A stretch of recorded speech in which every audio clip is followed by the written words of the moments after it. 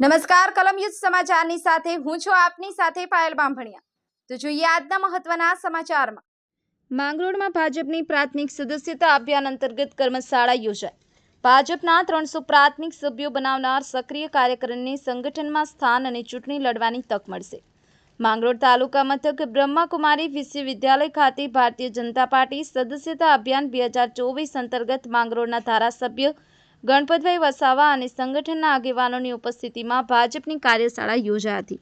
તારીખ 4 સપ્ટેમ્બરના રોજ ભારતીય જનતા પાર્ટીના તમામ કાર્યકરોની પ્રાથમિક સદસ્યતા પૂર્ણ થતી હોવાથી ભારતીય જનતા પાર્ટી દ્વારા પ્રાથમિક સભ્ય નોંધણી અભિયાન શરૂ કરવામાં આવ્યું છે, જેના ભાગરૂપે આ ભાજપ કાર્યકરોની કાર્યશાળા યોજાઈ હતી, જેમાં દક્ષિણ ઝોનના પ્રભારી અને જિલ્લા ભાજપના માજી મહામંત્રી જગદીશભાઈ પારેખ, મહામંત્રી રાજુભાઈ પટેલ અને જિલ્લાના સહસંયોજક દીપકભાઈ વસાવા દ્વારા પ્રાથમિક સદસ્યતા નોંધણી અંગે પાર્ટીની ગાઈડલાઈન અનુસાર કાર્યકરોને માહિતી આપવામાં આવી હતી, જેમાં 300 જેટલા ભાજપના પ્રાથમિક સભ્યો નોંધણી જે કાર્યકર કરશે તેમને ભાજપના સંગઠનમાં સ્થાન મળશે અને આવનારી ચૂંટણીઓમાં ચૂંટણી લડવાની તક કાર્યકરને મળશે।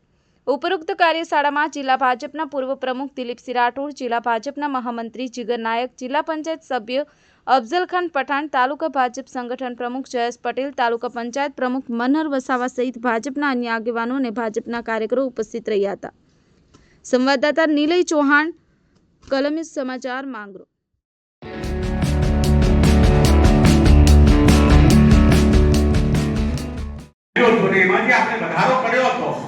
તેમાં આપ સૌને જાણીને એ આનંદ થશે કે આખા ગુજરાતની 182 વિધાનસભા પૈકી અને ખાસ કરીને દક્ષિણ ગુજરાતની 35 વિધાનસભા પૈકી માંગરોળ વિધાનસભા 7મા ક્રમે હતી અને સુરત જિલ્લામાં માંગરોળ વિધાનસભા 2જા ક્રમે હતી।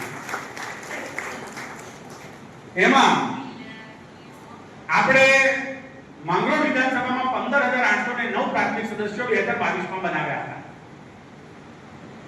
આની સાથે બીજી એક વાત મને યાદ આવે છે કે ગણપતભાઈ આ મારે મૂકવી જરૂરી છે કેમ કે અઠવાડિયા પહેલા જ આ બાબત થઈ હતી।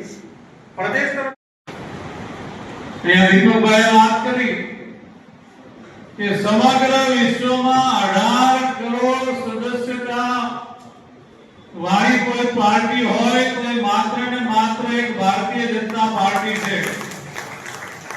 આખા વિશ્વની સૌથી મોટી નંબર 1 પાર્ટી એટલે ભારતીય જનતા પાર્ટી અને એ પણ કેવા આપણા નેતાઓના નેતૃત્વમાં આપણે કામ કરીએ છીએ।